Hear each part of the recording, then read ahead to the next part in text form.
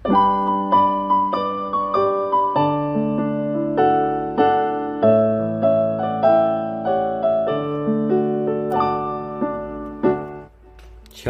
salam sejahtera bagi Bapak Ibu Saudara-saudara, anak-anak yang dikasih oleh Tuhan Yesus Kristus. Jumpa kembali bersama saya Pendeta Eka di dalam renungan firman Tuhan pada hari ini, hari Rabu 21 September 2022. Sukacita dan damai sejahtera dari Tuhan Yesus kiranya menyertai hidup kita sekalian. Puji nama Tuhan. Sampai pada pembacaan firman Tuhan hari ini, yakni kitab Yesaya pasal 22. Kiranya firman Tuhan yang kita baca dan renungkan sungguh memberkati hidup kita. Mari kita akan berdoa sebelum kita akan belajar firman Tuhan. Tuhan Bapa di surga, di dalam nama Tuhan Yesus, kami sungguh bersyukur dan berterima kasih kepada Tuhan oleh karena kasih setia Tuhan yang nyata dalam hidup kami sampai pagi hari ini. Terima kasih ya Tuhan, kami mau terus dekat dengan Tuhan dan terus belajar mencari kehendak Tuhan melalui kebenaran firman Tuhan. Kami mohon Kau mampukan kami untuk dapat memahami apa yang Kau maksudkan. Kau juga menolong kami untuk kami dapat terapkan dalam hidup kami. Terima kasih Bapa, terpujilah namamu. Demi nama Tuhan Yesus kami berdoa. Haleluya. Amin. Bapak Ibu Saudara-saudara, saya akan membacakan dalam Yesaya pasal 22 ayat 1-14. Demikian firman Tuhan. Ucapan ilahi terhadap lembah penglihatan. Ada apa gerangan, maka semua pendudukmu naik ke soto-soto rumah. Hai kota yang bersorak riuh dan ribut gembira, hai negeri yang beria-ria, orang-orangmu yang mati terbunuh bukanlah terbunuh oleh pedang dan bukanlah gugur dalam peperangan. Semua panglimamu sama-sama melarikan diri, mereka tertawan tanpa tembakan panah. Semua orang-orang kuatmu sama-sama tertawan, biarpun mereka sudah lari jauh-jauh. Sebab itu aku berkata, buanglah mukamu terhadap aku, biarkanlah aku menangis dalam kepahitan. Janganlah mendesak aku supaya aku terhibur mengenai kebinasaan putri bangsaku. Sebab Tuhan semesta alam telah menentukan suatu hari, Ia akan menggemparkan, menginjak-injak dan mengacaukan orang. Di lembah penglihatan, tembok akan dirombak dan teriakan minta tolong sampai ke puncak gunung. Elam telah memasang tabung panah, Aram telah dengan pasukan berkereta dan berkuda, dan Kir membuka sarung perisai. Maka lembah-lembahmu yang paling indah penuh dengan kereta, dan pasukan berkuda berbaris di hadapan pintu gerbang. Dan Yehuda kehilangan perlindungan. Pada waktu itu engkau memandang kepada perlengkapan senjata di gedung hutan. Kamu melihat bahwa memang sudah banyak sekali retak-retak tembok kota Daud, dan kamu mengumpulkan air kolam bawah. Kamu menghitung rumah-rumah di Yerusalem, dan kamu merobohkan rumah-rumah untuk meneguhkan tembok.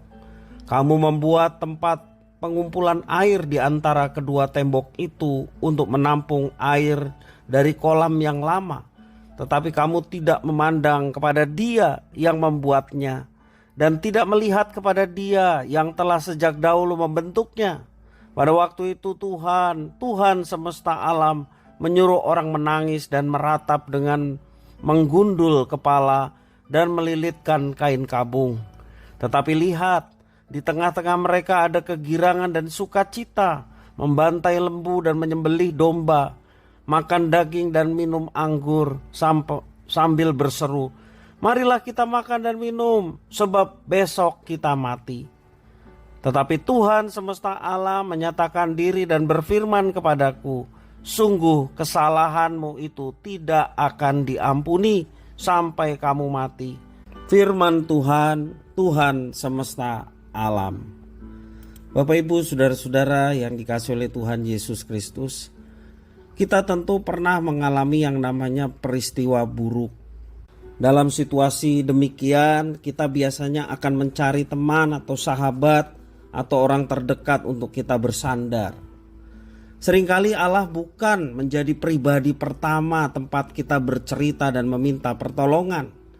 Kita lebih memilih manusia yang kita anggap kuat, yang kita anggap bijaksana sebagai tempat mengadu kita. Bapak Ibu Saudara-saudara, ucapan Yesaya pada ayat yang pertama ini ditunjukkan kepada lembah penglihatan. Siapa lembah penglihatan? Ini adalah kota Yerusalem dan semua penduduknya. Isinya adalah peringatan kepada Yerusalem untuk bertobat dan kembali kepada Tuhan Allah agar mereka diselamatkan dari gempuran musuh. Celakanya mereka tidak mau bertobat terhadap himbauan dari Tuhan melalui nabinya.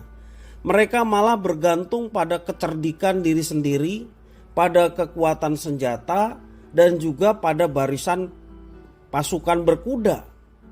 Bahkan mereka memilih untuk bergantung pada bangsa tetangga untuk meminta pertolongan dari serangan musuh. Para pemimpin bangsa di Yerusalem dengan kekuatannya mencoba memperbaiki tembok kota. Mereka memulai menambah cadangan air dan mengumpulkan senjata untuk melawan musuh. Namun apa yang mereka kerjakan sungguh sia-sia, sebab mereka tidak datang kepada Tuhan Allah mereka yang berkuasa dan meminta pertolongannya, tetapi justru mengandalkan diri sendiri, bahkan meminta pertolongan bangsa tetangga yang tidak mengenal Tuhan. Yang pada akhirnya Yerusalem pun hancur dan mereka mengalami penderitaan. Bapak Ibu Saudara-saudara yang dikasihi oleh Tuhan, kita sering bersikap seperti orang Israel ketika menghadapi persoalan di dalam kehidupan. Kita lebih memilih mengandalkan kepandaian kita. Kita memilih kita kuat, kita merasa kuat. Bahkan orang lain yang kita anggap hebat, orang anggap kuat, pasti dia akan menolong kita. Kita merasa bahwa semua itu bisa membantu. Tetapi kita melupakan Tuhan. Tuhan Allah yang jauh lebih berkuasa daripada siapapun justru kita lupakan. Kita lupakan hikmatnya yang jauh lebih tinggi daripada hikmat manusia dan siapapun. Bapak Ibu Saudara-saudara yang dikasihi oleh Tuhan Yesus Kristus, kita memang perlu berpikir dan terus berusaha. Tidak salah jika kita meminta pertolongan pada manusia. Semua itu sesungguhnya tidak salah. Namun berbagai hal itu bisa menjadi masalah apabila kita menjadikan sebagai yang utama dan satu-satunya sumber pertolongan. Nah, itu yang masalah. Mari kita bersandar kepada Tuhan, khususnya ketika kita menghadapi persoalan dan tantangan di dalam kehidupan.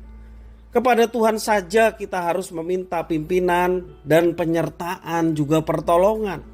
Sebab tanpa semuanya itu kita tidak mampu menghadapi persoalan dan tantangan hidup dengan benar dan sesuai dengan rencana dan kehendaknya. Percayalah, bersama Tuhan selalu ada pertolongan, selalu ada jalan keluar, karena Dia adalah sumber pengharapan dan keselamatan bagi kita sekalian. Kekuatan kita adalah Tuhan. Sama seperti Rasul Paulus mengatakan, segala perkara dapat kutanggung di dalam Dia yang memberi kekuatan kepadaku. Bersandar kepada Tuhan, ada kekuatan dari Tuhan, maka kita siap menanggung setiap persoalan dan tantangan hidup. Dan kalau Tuhan menyertai kita, maka Tuhan berikan kemampuan, berikan hikmat, berikan jalan keluar, berikan pertolongan tepat pada waktunya. Jangan kita mengandalkan diri kita sendiri.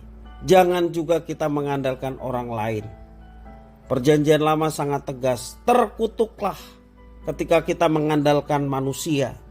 Sebaliknya, diberkatilah orang yang mengandalkan Tuhan dan menaruh harapannya pada Tuhan. Kiranya firman Tuhan memberkati kita sekalian. Mari kita berdoa. Tuhan Allah Bapa di surga, kami mau belajar menghadapi segala sesuatu bersandar kepada Tuhan.